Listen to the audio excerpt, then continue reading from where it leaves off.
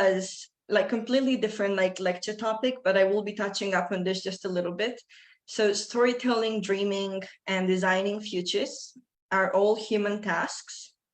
And the way in which we tell each other stories is actually incredibly important, because the stories that we tell each other is how we end up evolving, how the next generation grows and it becomes better. That's why we have books. That's why there's so much like oral and verbal discourse. And that's why I'm also giving this lecture today.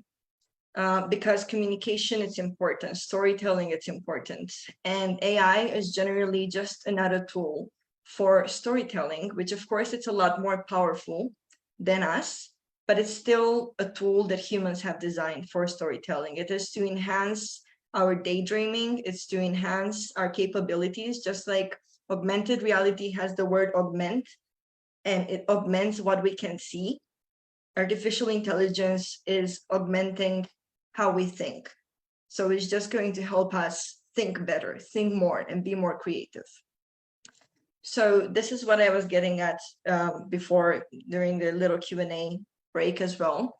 So humans are innovators, we are dreamers, and our role is simply changing. And it's changing as humans, but it's also changing as architects and as designers.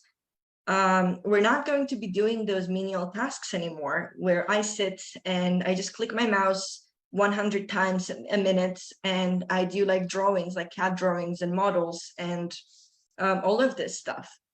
Basically, everything that can be automated will be automated in order to give us more space for dreaming, in order to give us more space for innovating. And this is why I found it so incredibly important to give this lecture on critical technology thinking rather than anything else. Like, we can talk about how you're going to gain those technology skills. I can give you a full-on like course on coding, on how to do that in architecture. But before you get there, you really, really need to grasp this conceptual understanding of technology, because this is the foundation of how we're going to engage with it in the future. So AI will definitely not take your job, but it will make you better at it. And the question that you need to ask yourself is, what can technology do for me? And how can I leverage this technology to create something that has impact? Not just in my own life, but in the life of people around me. How can I create impact in existing operations and make them better?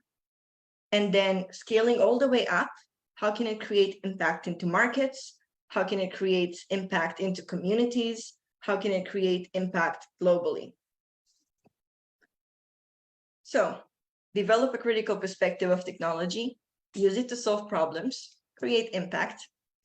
And I want to finish on this sentence, which is very, very important to me. So how you think about things matters. How you think about AI, whether you fear it or you're dreaming about it, dreaming with it, matters.